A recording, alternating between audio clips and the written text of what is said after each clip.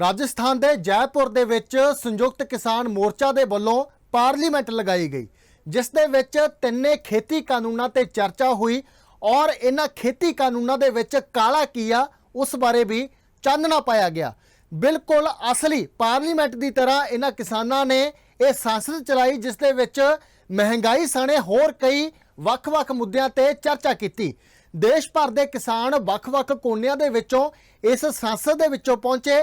पंजाब दे भी उगे किसान बलबीर राजेवाल, रजिंदर सिंह, दीप सिंह आला, मनजीत राय, डॉक्टर दर्शनपाल सने हरियाणा तो गुरनाम सिंह चड़ूनी भी खास तौर पर इस पार्लीमेंट दे विच शामिल हुए, जिन्हां ने बारो-बारी इस खेती कानूनों ते चर्चा की और इन्हां दे विच काला किया, क्योंकि भाजपा के आगू हमेशा सवाल करते हैं कि किसान आगू दसन इन्हां खेती कानूनों दे विच काला किया। तो उसे दे चलदे अज जयपुर दे विच संसद करवाई गई, जिस दे विच उगे किसान नेता मौजूद रहे, जिन्हां ने बारो-बारी इन्हां खेती कानूनों ते विचार वटांदरे कीते।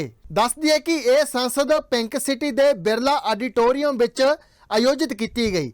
इस मौके देश के किसान नेता इस विच हिस्सा लैण वास्ते पहुंचे।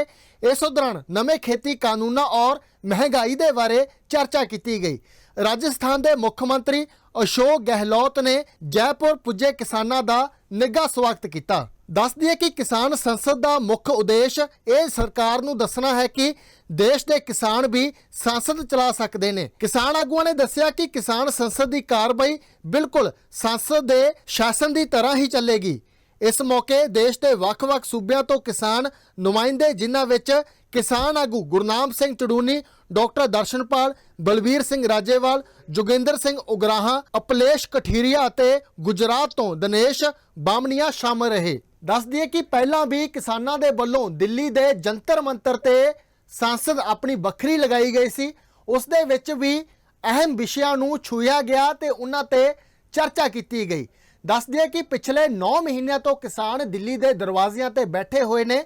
इन्हां दी मंग है कि तिन्ने खेती कानून रद्द किए जाण, पर इसके बावजूद मोदी सरकार दे वल्लों इन्हां दीयां मंगां दे वल कोई ध्यान नहीं दिता गया। हालांकि मोदी सरकार सोधां नूं तां मन्नी हुई आ, पर किसान कह रहा कि तिन्ने खेती कानून किसान विरोधी ने। इन्हां दे लागू होण तो बाद किसानां दीयां खुदकुशियां दे विच वाधा होवेगा अते किसानां दे सिर होर भी कर्जा चढ़ेगा, आमदन की जगह कर्जा चढ़ेगा। इस करके ये खेती कानूनों नूं धुर तो ही खारिज किया जाए। तो देख सकते हैं कि देश भर दे विच महापंचायतां हो रही ने। इस तो इलावा संसद जिहड़ी वो किसानों के वलों जयपुर दे विच की गई। देश भर के वख-वख कोनियां तो उगे किसान नेता इस संसद दे विच मौजूद रहे, जिन्हां ने बारो-बारी इन्हां खेती कानूनों के विच काला किया वो दस्सण की कोशिश की।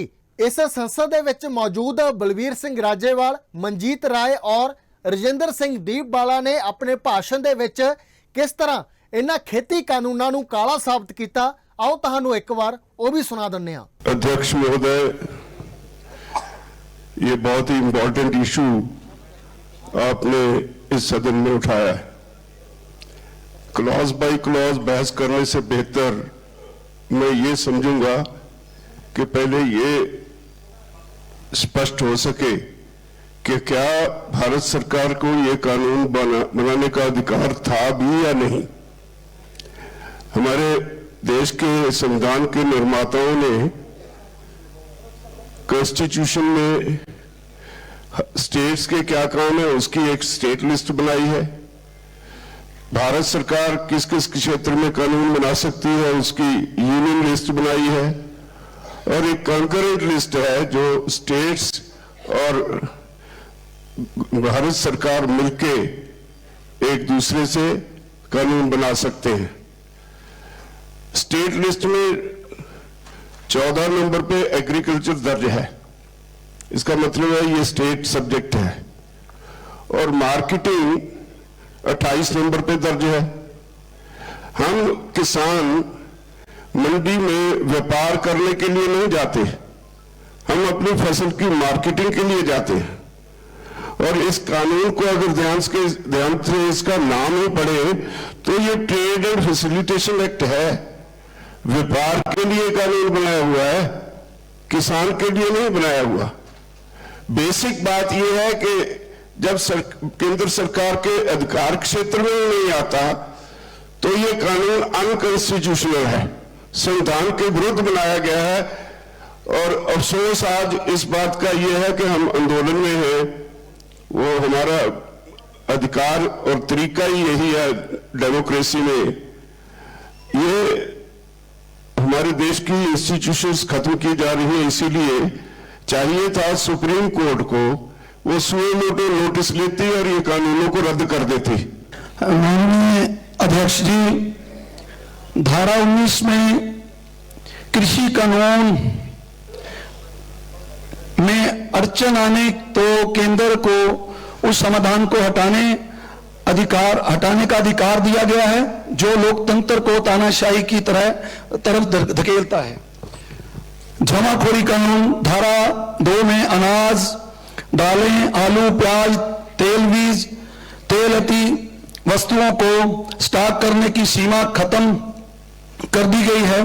सिर्फ युद्ध, फैमिन और असाधारण मूल्य वृद्धि तथा प्राकृतिक आपदा के समय ही स्टॉक लिमिट करने तथा कालाबाजारी रोकी जाएगी, अन्यथा मार्केट खोल दिया गया है। काला नंबर 1, किसान स्टॉक नहीं करता है तो यह छूट सिर्फ जमाखोर व्यापारियों के लिए की गई है। नंबर 2, असाधारण मूल्य वृद्धि तथा 50% एवं 100% जो हो जाए तो भी व्यापारी को पूर्ण छूट है। माननीय अध्यक्ष जी, सभी सांसदों ने इस कानून के एक एक सेक्शन पर अपनी बात रखी, तो उसमें कोई कुछ डिफरेंस तो नहीं है। जो उन्होंने बातें बोली उनसे सहमति है कि इस कानून के सभी सेक्शन और पूरा कानून ही वो काला है। लेकिन कुछ बातों पर इसके अलावा भी चर्चा करने की जरूरत है कि सरकार ये कॉन्ट्रैक्ट फार्मिंग इस तरह का कानून लेकर को आई, एक दुनिया का फेल मॉडल जिसने जहां जहां भी ये लागू हुआ वहां वहां से किसानों को जमीन से बाहर निकाल दिया और कॉरपोरेट जमीनों पर काबिज हो गया, लेकिन उसे फिर भी यहां पर लेकर आ रहे हैं। अगर अमेरिका की एग्जांपल ले हम, तो अमेरिका में आज जितने लोग जेलों में बंद हैं, किसान उनसे कम है। कैदी ज्यादा है, किसान कम है।